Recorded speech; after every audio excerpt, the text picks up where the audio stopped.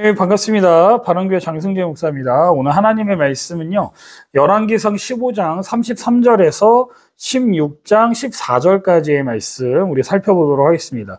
말씀의 제목은 마음이 완악한 자들의 특징이라는 제목으로 말씀 나누도록 하겠습니다. 성경을 읽다 보면 어떤 대목에서는 마음이 답답해질 때가 있습니다. 하나님께서 그렇게 분명하게 말씀하셨고 또 경고하셨고 기회도 주셨는데 사람이 거기서도 돌이키지 않고 끝까지 자기 길을 가는 모습을 볼 때예요. 오늘 본문도 그렇습니다. 우리는 지금 북이스라엘 왕들의 이야기를 따라가고 있어요.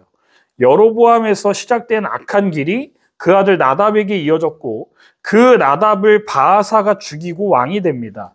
여기까지가 어제의 이야기였어요. 그런데 오늘 우리가 읽는 본문을 보면 그 다음 이야기도 결국 그 나물의 그 밥입니다. 사람이 바뀌었을 뿐이지 마음은 그대로고 죄는 반복되고 결국 결과도 같습니다. 제목 그대로 마음이 완악한 사람의 특징은 하나예요. 하나님이 주신 은혜와 말씀을 가볍게 여긴다는 겁니다. 바아사는요, 반역으로 왕이 된 사람입니다. 그리고 하나님께서 예언하신 대로 여로보암의 집안을 철저히 멸절시킨 인물이에요. 여기까지는 하나님이 하신 말씀이 이루어진 부분입니다. 그런데 문제는 그 다음이에요. 하나님은 그를 통해 심판을 이루셨지만 바아사는 여로보암의 실패를 거울 삼지 않았습니다. 그는 스스로가 여로보암과 다르다고 생각했을지 모르지만 실제로는 똑같았습니다. 성경은 분명히 말합니다. 그가 여로보암의 길로 행하였고 그가 이스라엘로 범죄하게 한 죄 중에 행하였다. 그러니까 자기는 다르게 산다고 생각했지만 뿌리는 똑같았고 결국 같은 열매를 맺었습니다. 완악한 마음은 이런 특징이 있어요.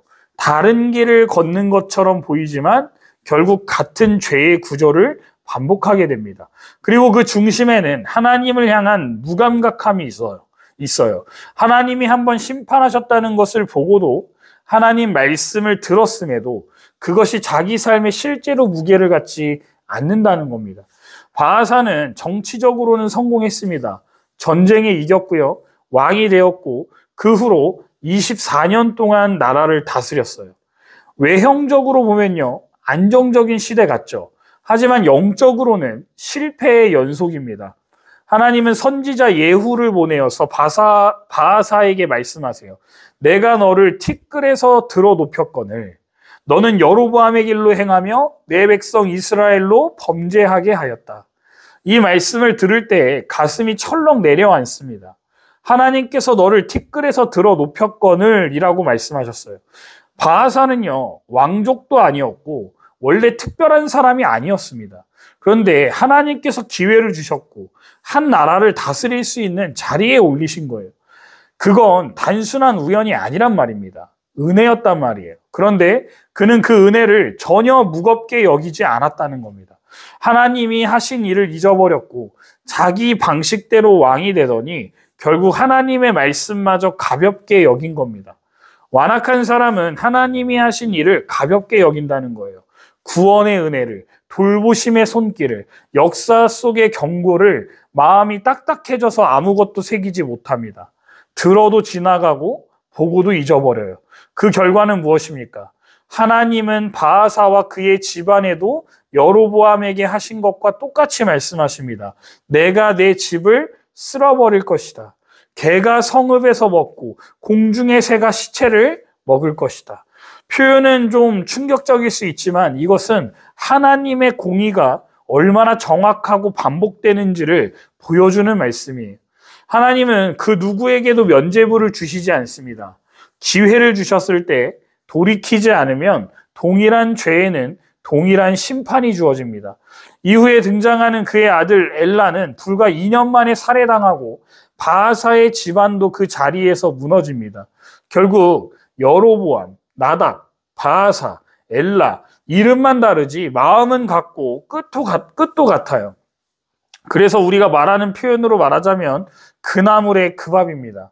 사람이 바뀌었지만 본질은 달라지지 않았다는 뜻입니다. 이 말씀이 우리에게 주는 교훈은 분명합니다. 완악한 마음을 가볍게 보면 안 된다는 거예요. 우리는 때때로 죄는 무서워하지만 마음의 완악함은 대수롭지 않게 여깁니다. 하지만 성경은 반대로 경고합니다. 마음이 완악해질 때, 하나님의 말씀이 들리지 않고 은혜가 기억되지 않고 결국 죄가 반복되고 인생이 망가집니다. 완악함은 천천히 그러나 분명히 우리의 영혼을 무디게 만든다는 거예요. 말씀은 들었지만 마음에 남지 않고 은혜는 받았지만 감격은 사라지고 경고는 있었지만 행동은 바뀌지 않을 때 우리는 이미 영적으로 위험한 상태에 있는 겁니다. 여러분 혹시 우리 안에도 그나물 그 밥처럼 반복되고 있는 죄의 흐름이 있지 않습니까?